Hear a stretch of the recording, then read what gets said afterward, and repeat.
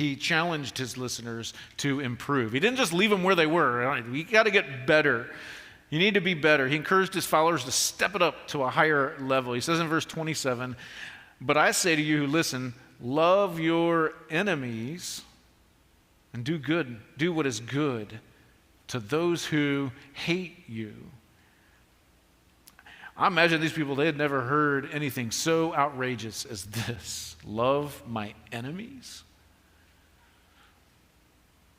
The Romans who oppress my life every single day, the Romans who mistreat me, you want me to love those guys?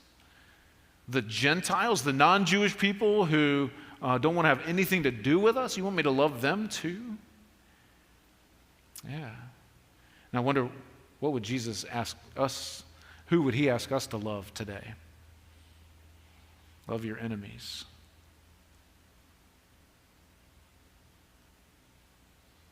Love the Muslims.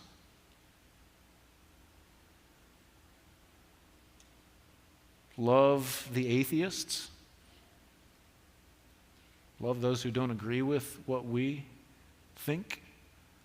Love those who are different than we are.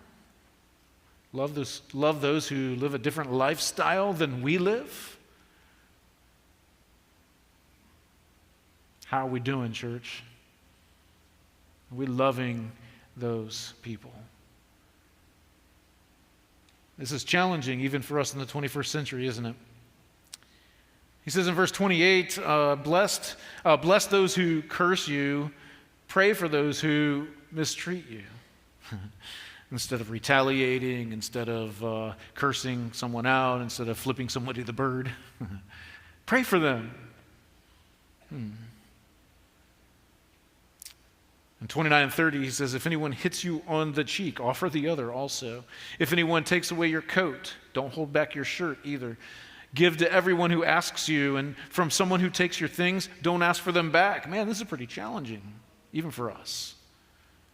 Don't sue, don't take them for all that they've got, don't retaliate. This is tough.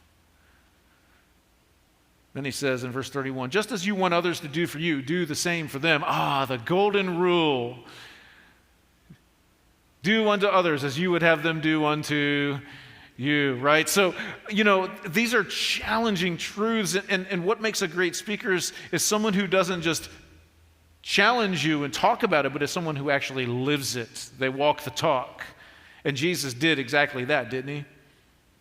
When he went to the cross, all you got to do is look at the cross, and you see him, Jesus, turning the other cheek, praying for his enemies.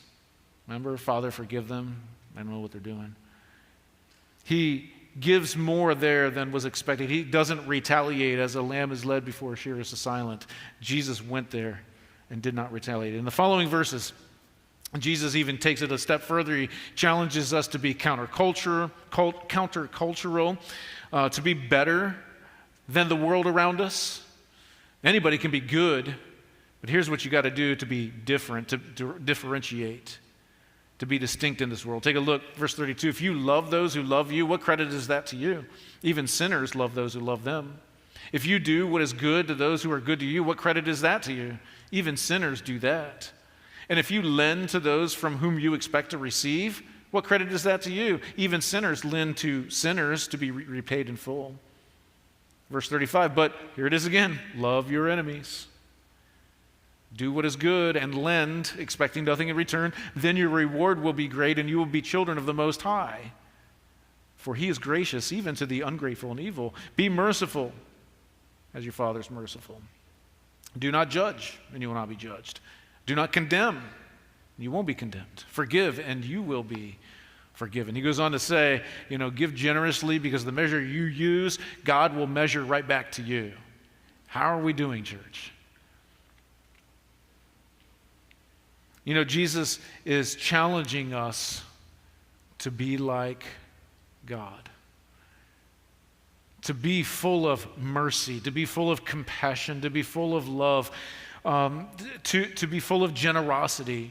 Jesus is challenging us to be better than the people around us.